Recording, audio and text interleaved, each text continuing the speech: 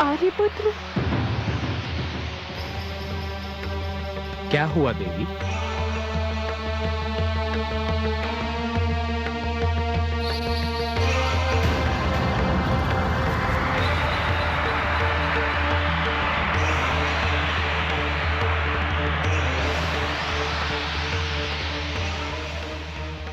नहीं नहीं सुमित्रा नंदन, नहीं, बाण मत चलाना।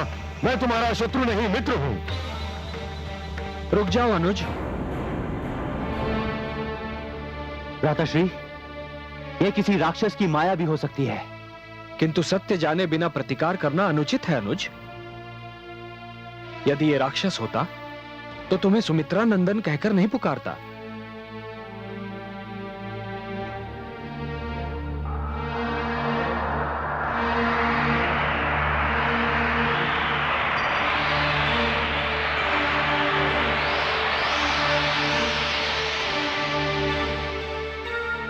कौन है आप? आपका विशालकाय शरीर देखकर मेरी पत्नी जानकी तो अत्यंत भयभीत हो गई थी। मुझसे भयभीत होने की कोई आवश्यकता नहीं है। मैं आपके पिता श्री महाराज दशरथ का मित्र हूं। मेरी महाराज से यही भेंट हुई थी जहां आप तीनों खड़े हैं।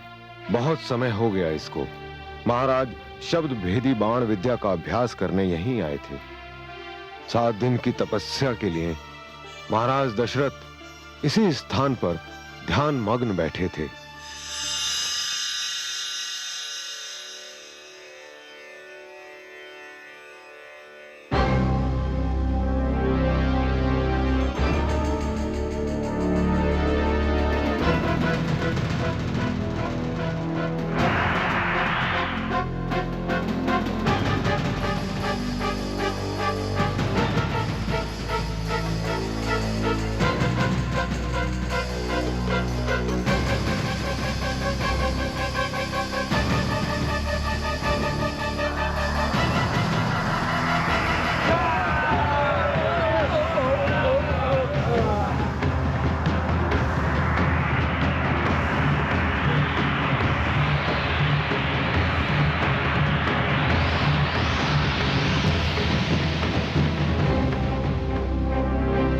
क्या दुष्टता है?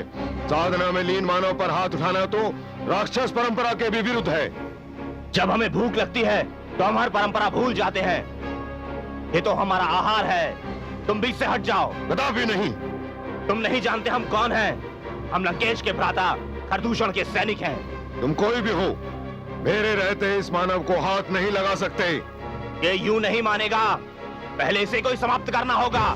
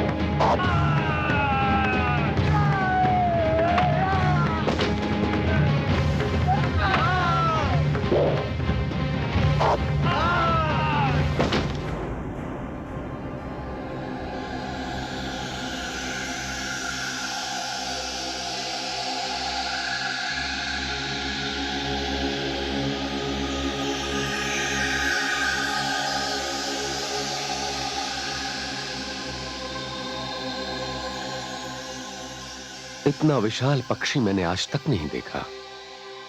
कौन है आप? और ये दुष्ट राक्षस आप पर आक्रमण क्यों कर रहे थे? मैं भगवान विष्णु के वाहन गरुड़ के भ्राता अरुण का पुत्र जटायु हूं।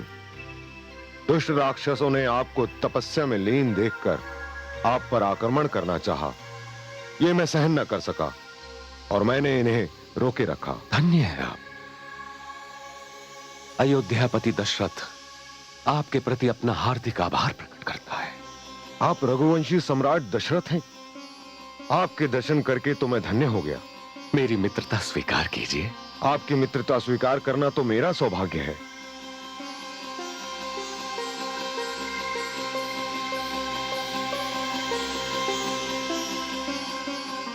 अब ये मित्रता कभी नहीं टूटेगी।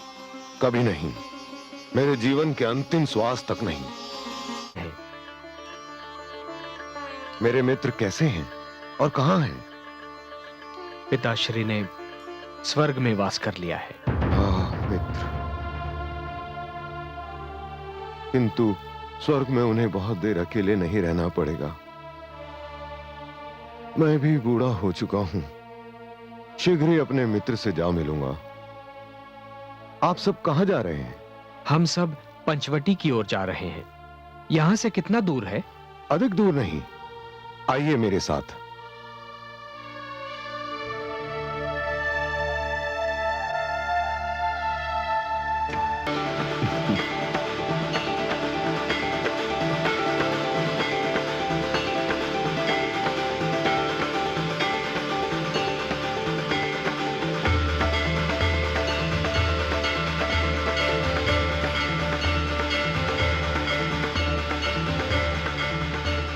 ओम गुरुवे नमः।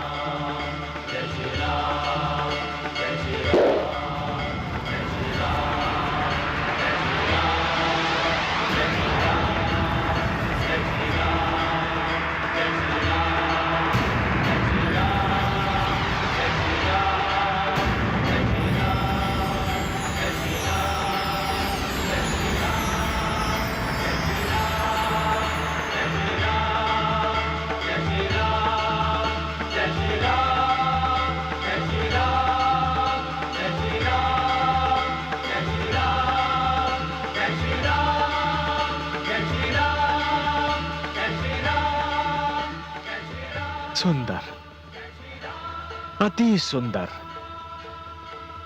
अनुज, भ्राताश्री, ये सब गुरु विश्वामित्र का आशीर्वाद है।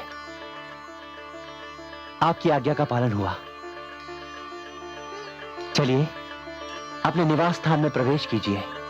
आइए। नहीं अनुज, निवास स्थान में प्रथम प्रवेश तो नारी का ही होना चाहिए, क्योंकि नारी घर की शोभा ही नहीं, लक्ष्मी भी होती है। और लक्ष्मी केवल धन की देवी नहीं, सुख शांति की देवी भी है। आइए देवी।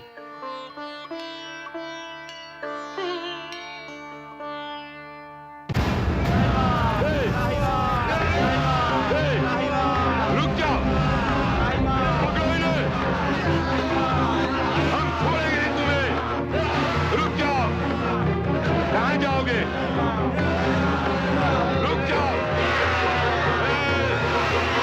रुक जाओ, हम छोड़ेंगे तुम्हें।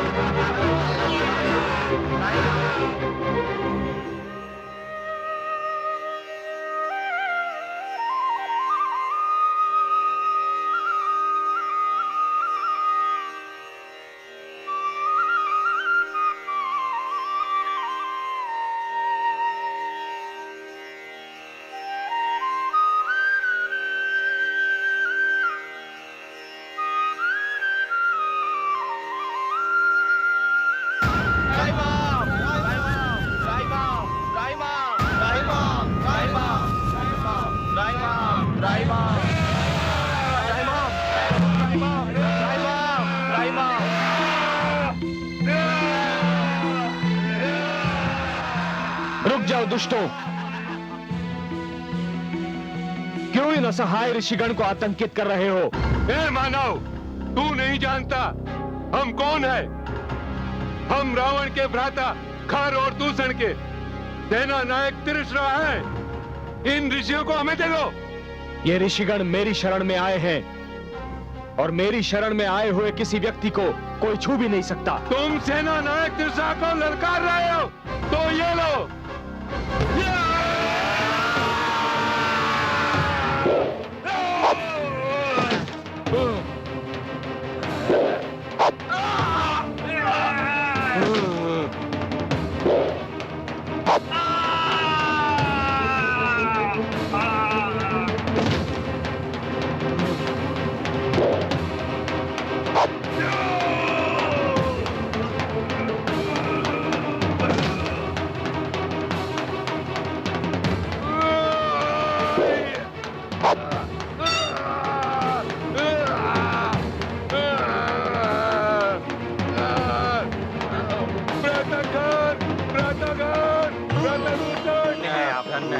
आप धन्य हैं, आप धन्य हैं प्रभु, धन्य हैं, धन्य हैं प्रभु।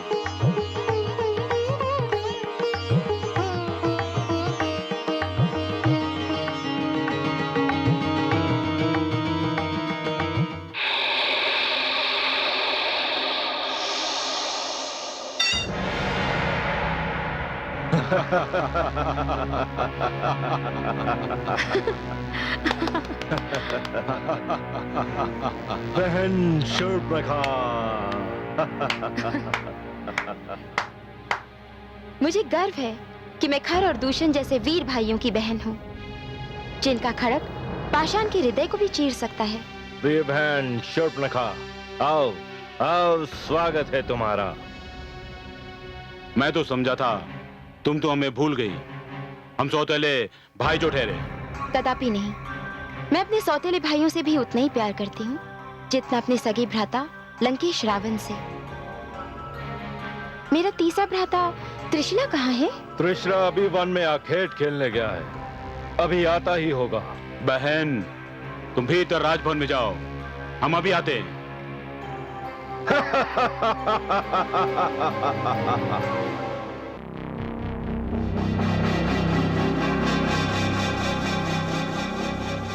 व्रतखर, व्रतदूषण, व्रतखर, व्रतदूषण, व्रतखर, व्रतदूषण। बहन शूर्पणखा। क्या हुआ भ्राता त्रिशला? तुम्हारी ये दशा किसने बनाई? क्या बताऊं बहन शूर्पणखा, ऋषियों को मारने गया था, पंचवटी में न जाने कहां से एक मानव आ गया जिसने मेरे सारे साथियों को मार डाला।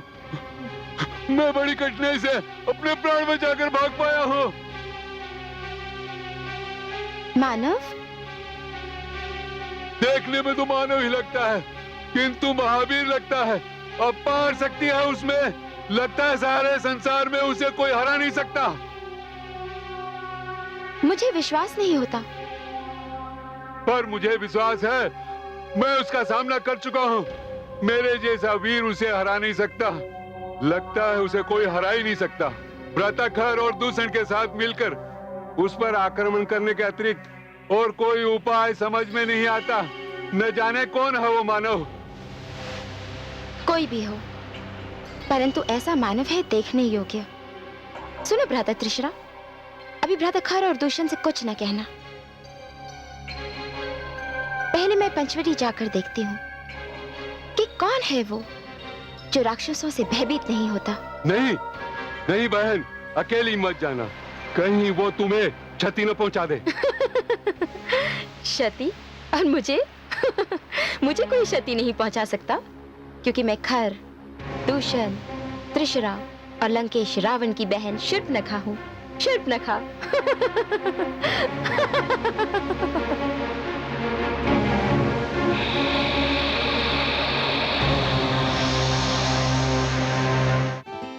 ओम सूर्याय नमः। ओम रवये नमः। ओम आदित्याय नमः।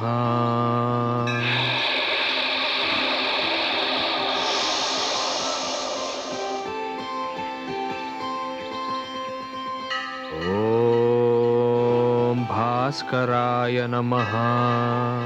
यही है वो मानव, भ्राता त्रिशला जिसकी बात कर रहे थे। नहीं नहीं, ये मानव नहीं, मानव तो मैंने बहुत देखे हैं। ये तो त्रिलोक का कोई देवता लगता है जो भटक कर पृथ्वी पर आ गया है। ओम सवित्र नमः। ये मानव नहीं हो सकता। ये तो लगता है सूर्य की किरणों ने मानव का रूप धारण कर लिया हो। इसके मुख पर तो दृष्टि ही नहीं ठहर पा रही। ओम प्रभाकराय नमः। चुपनखा, ये तुझे क्या हो गया है? अपने शत्रु से ही तुझे प्रेम हो गया? ये तो वही है जिसके लिए मैंने जन्म लिया है। आज पहली बार मुझे विश्वास हो रहा है कि भ्राता श्री लंकेश ने मेरे पति का वध करके अच्छा ही किया। मैं तो इसके लिए ही बनी हूं। नहीं, मैं तो इसे क्षति पहुंचाने की सोच भी नहीं सकती। इसे तो कोई क्षति नहीं पहुंचा सकता।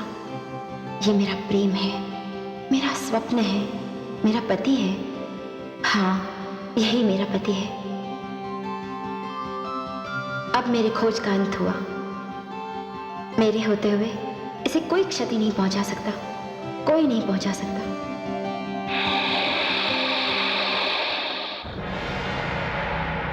यह जानते हुए भी कि वह मानव हमारे कई राक्षसों का वध कर चुका है, तुमने बहन शूर्पणखा को वहां अकेले जाने ही क्यों दिया? मैं क्या करता? उसी ने कहा था आपको न बताया जाए। वह स्वयं जाकर देखेगी। आप तो परिचित है उसके हट से। यदि उसे कोई क्षति पहुंची तो भ्राता रावण को हम मुंह दिखाने के योग्य ना रहेंगे।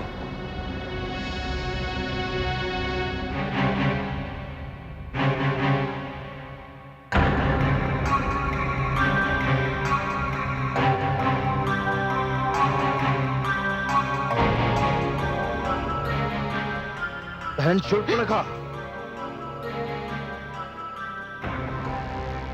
कहां खोई भी हो तुम? उस मानव ने तुम्हें किसी प्रकार की कोई क्षति तो नहीं पहुंचाई? क्षति? हाँ, पहुंचाई है। घायल कर दिया है उसने मुझे। घायल कर दिया? किसी प्रकार का कोई घाव नहीं दिख रहा और तुम कहती हो तुम्हें घायल कर दिया? दिखाई नहीं देगा। बहुत गहरा घाव है। मेरा हृदय घायल हो चुका है। क्या कह रही हो बहन? हमें कुछ समझ में नहीं आ रहा। तुम्हें घायल करने का उस मानव को हम कठोर दंड देंगे। नहीं, कदापि नहीं।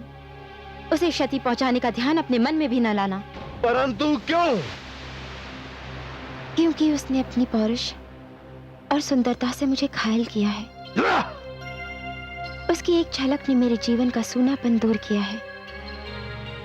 उसे देखते ही मैं उस पर मोहित हो गई।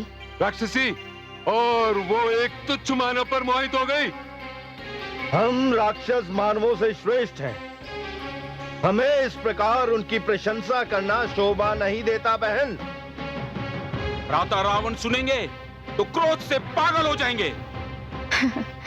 मुझे मेरे प्रिय भ्राता रावण ने वचन दिया है कि जिसे भी मैं अपने पति के रूप में चुनूंगी उसे वे सहर्ष स्वीकार करेंगे।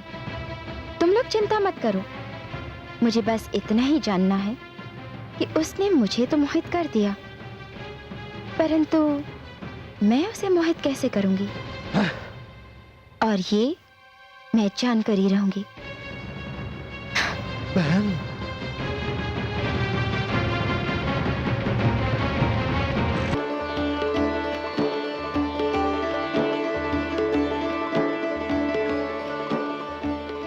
लक्ष्मण, लक्ष्मण,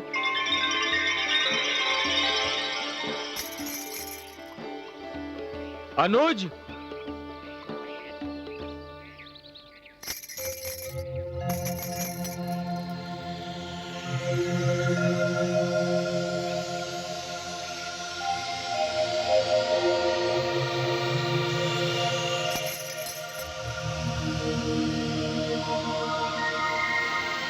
हे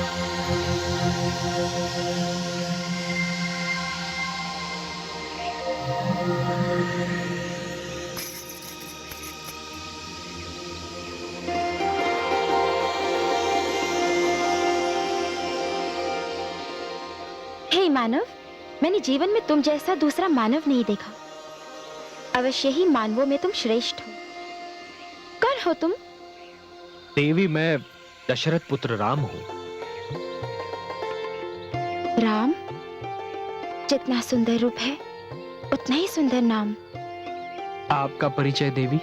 जिस प्रकार तुम मानवों में श्रेष्ठ हो, उसी प्रकार मैं राक्षसों में श्रेष्ठ हूँ। मैं अजय योद्धा लंका नरेश रावण की बहन शूर्पणखा राक्षसी हूँ। राक्षसी? पर आपने तो मानवी वेश बना रखा है। तुम्हारे लिए राम, केवल तुम्हारे लिए। मैं समझा नहीं देवी। जिस क्षण से मैंने तुम्हें देखा है, उसी क्षण से मैं तुम पर मोहित हो गई हूँ। तुम सूर्य की वंदना कर रहे थे और मैं तुम्हारी आराधना कर रही थी। मैं तुम्हारे समक्ष विवाह का प्रस्ताव लेकर आई हूँ। प्रशंसा के लिए धन्यवाद देवी, किंतु वो कुटिया देख रही हैं आप? हाँ, देख रही हूँ। उस कुटिया में एक सुंदर नारी है और वो सुंदर नारी मेरी धर्म पत्नी है। मैं विवाहित हूँ देवी। तो क्या हुआ, हम राक्षसों में भी कितने ही विवाह कर सकते हैं, और मैं जानती हूँ कि तुम मानवों में भी यही परंपरा है। किंतु मैंने एक पत्नी व्रत लिया है देवी। मेरे तन, मन, जीवन और आत्मा पर मेरी पत्नी का संपूर्ण अधिकार है, और उसके रहते और किसी नारी के विषय में मैं सोच भी नहीं सकता।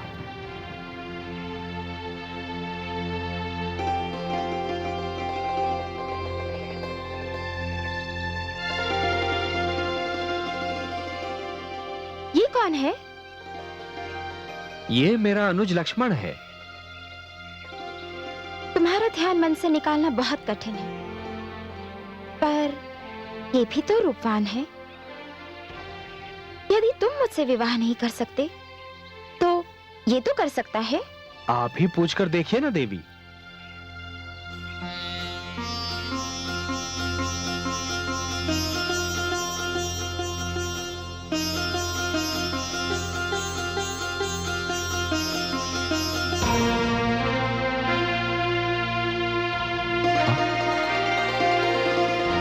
आप कौन है देवी?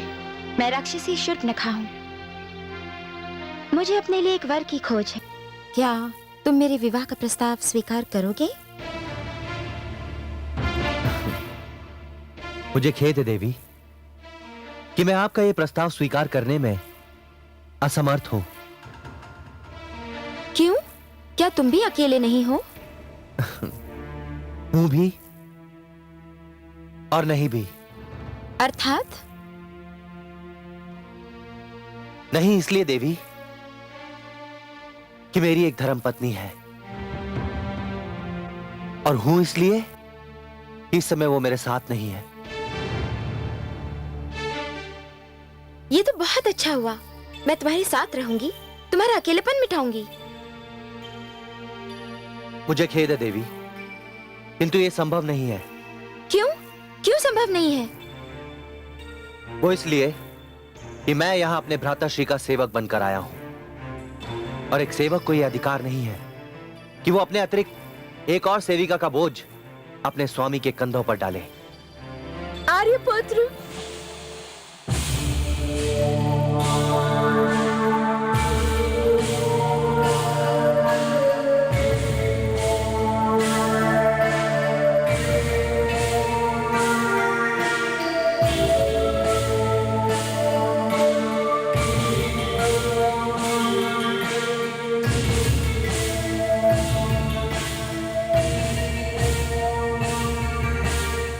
मैं तो समझी थी कि इसकी पत्नी कोई साधारण नारी होगी, परंतु ये तो अत्यंत सुंदर मानवी है।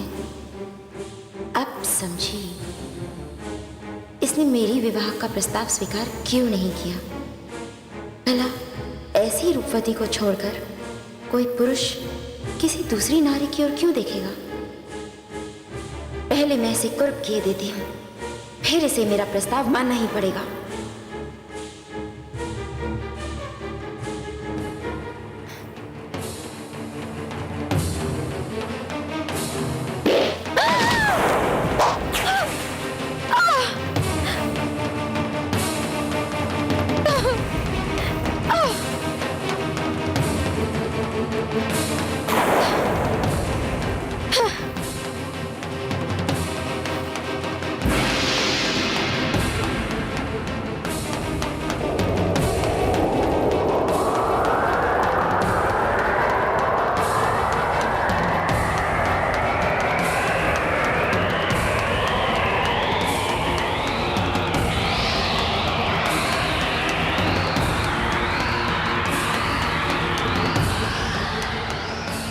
दुष्ट, ये क्या किया तूने? मेरी नाक काट दी, मुझे कुरूप बना दिया। ये देख,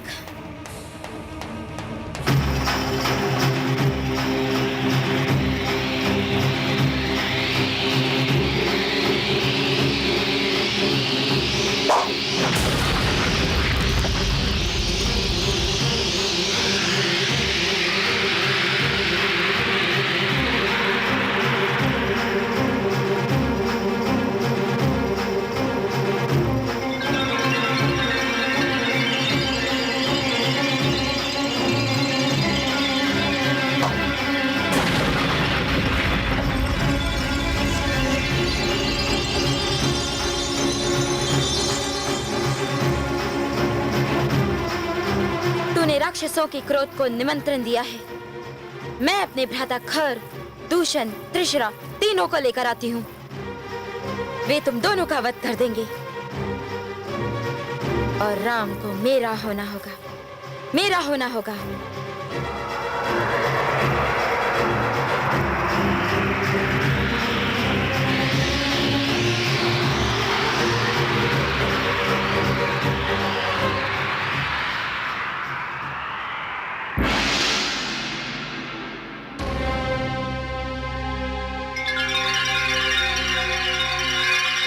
अब ये दुष्टा अपने भाइयों को लेकर आएंगे। हम पर आक्रमण होगा अनुज।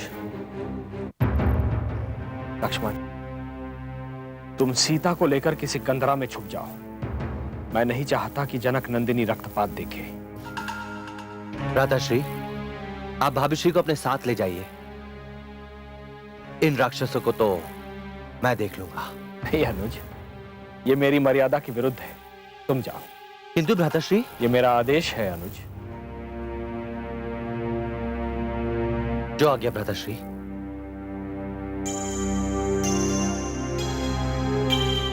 आइए भाभीश्री।